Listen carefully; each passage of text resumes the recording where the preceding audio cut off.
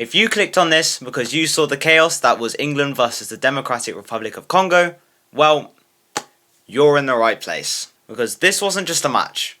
This was one of the most controversial England knockout games that I have seen in a long while. And I'm not the only one saying this, because it is already blowing up because of that penalty decision alone. But here's the thing. England are into the last 16. But there are three massive questions nobody can agree on right now. Firstly, was that actually a penalty?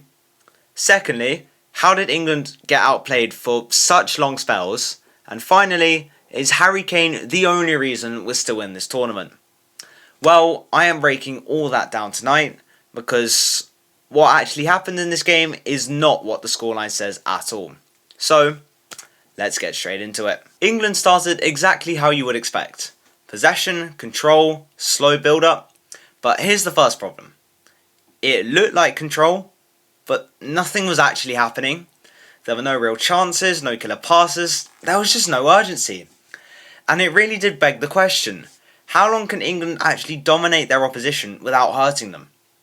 And you could already feel it. It wasn't pressure football. It was comfort football. And to be playing that in a knockout match with so much at stake is kind of crazy to me. So that was when the DR Congo started doing something quite interesting. They stopped trying to match England's possession and they started targeting the spaces behind them. And every single time they did break forward, it looked dangerous. And because the midfield was starting to disappear in transition, the gaps just kept getting bigger. And this is why you could feel a goal was coming before it even happened. Which is why, in the 7th minute of the entire game, when a switch of play from Mbemba found Brian Spenga unmarked on the left wing, it allowed him to lash it low underneath Pickford's outstretched arm. Somehow, it was 1-0 to the Democratic Republic of Congo. To be fair to them, England had been sloppy and completely switched off up to that point. That will just mean that possession means nothing, especially when the first goal is scored against the run of play. But this is now a real test for England. It doesn't matter how prepared they are for this game. They have a problem, and past England teams have collapsed to this point. Do they do the same here? And end up going home, like the nation saw against Iceland at Euro 2016? Or will they suck it up and come back to win like they did against Serbia at Euro 2024? Interestingly, I'm using 2 Euros matches as examples. Anyway, this goal becomes a wake-up call for England, I feel, because they finally start to play with more urgency and more aggression. It's as if they've just realised that they have a chance of actually going home tonight. Either way, England keep pushing. There were 2 great chances from Bellingham off his head that was saved by the Congolese goalkeeper. I was genuinely convinced that he was the sole reason that the Congo was still in this game. And that was before Johan Wissa went and hit the post and almost made it 2-0.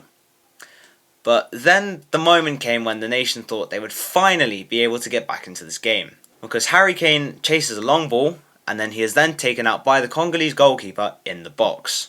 The entire nation screams out for a penalty, and the only person who thought different was the referee who claimed simulation by Harry Kane. This is something that I think is ridiculous.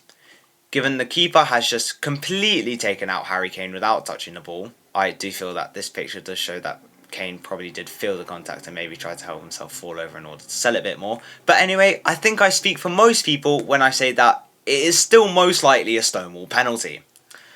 But the referee didn't think so, and VAR didn't intervene so they could just let the game flow a bit more. And so, England didn't get a penalty. And I just don't get that. And I would be willing to bet that if that had happened at the other end, it probably would have been given instantly. But who knows? It is frustrating, but we'll just have to move on from that. And after that chaos of a first half, England go into half time and they come out still 1-0 down.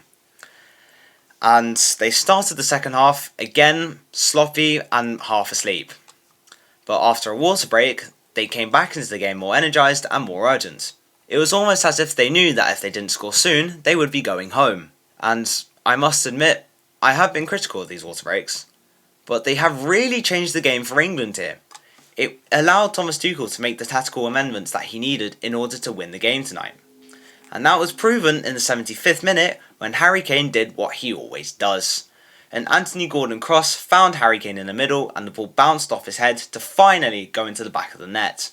I had said in my match reaction against Panama that England needed to take some of the lessons they had learned from that game into this one, such as starting quicker, or not waiting to score until the end of the game, and moving the ball quicker to unlock deep defences, and to get behind someone who takes responsibility for the team to carry them to a win. So it is nice to see that that video should have gotten a lot more views, because what I said was correct, and it was nice to see that England had learned absolutely nothing from the Panama game, except to get behind someone who can lead England to victory. Against Panama, it was Jude Bellingham, and against the DR Congo, it was Harry Kane. And this is why he's still England's most reliable player. And he proved that when an England break sees Anthony Gordon find Harry Kane on the edge of the area, who then turns and scores a screamer. It was absolutely unsavable. And it almost makes me take back every negative thing I have ever said about Anthony Gordon up until this point. What? You said negative things about me? Now, I get that he has done basically nothing up until this point, but he is now finally proving that he was worth the money Barcelona just paid for him instead of for Marcus Rashford. So now England have completed the comeback and they are in control, to which they remain until full time. So now we must remove the emotion for a second, because this really wasn't a strong England performance. The scoreline does hide a lot, but the midfield was slow, the attack was lacking at times, and the defence really looked vulnerable. And this allowed the DRC to create many chances, and that is what is dangerous, especially when you're now going to go up against much stronger teams, like Mexico, who England will play at their home, most likely at the Azteca. So, that will be a struggle. England will most likely have to toil in that game, and if they don't take the lessons that they learned against Panama and here, and they are relatively the same lessons, there will be problems against Mexico. So here is the final reality check. England didn't dominate this game, they just managed to survive it. So will they now go on and play like this again, or will they finally change it up next time? Because I think if this were a Gareth Southgate side, I would know better and say they would probably keep going with the same system until they are reality checked. We saw this in Euro 2024, because weirdly it was in every knockout game. England would go 1-0 down, and that would be when they would actually wake up and come back to win the game. Oh wow, it's 2-2 Belgium. I'm getting distracted. Anyway, the only time this didn't happen was in the final against Spain, who were albeit a much stronger team than England. Hopefully, with Harry Kane in the form of his life right now, England will not continue to just sit back and try and pass the ball around in the hopes of breaking the low block that way. They will actually try and find a way to actually break a low block, either with passes over or actually trying to find runs through, to make sure that Harry Kane gets every chance he can to score, because every chance he will get, he will most likely score. But now, I want you to go one step further, because there's another question nobody's asking yet. Is this England team actually improving, or is it just surviving on moments? Because for the last two games, it felt like that it's just been surviving on moments. And what will happen when they finally don't? Well, lucky for you, I will be covering every England game for the rest of the tournament, so please stick around to find out by liking the video and subscribing with notifications on. And I will see you all in the next one. Goodbye.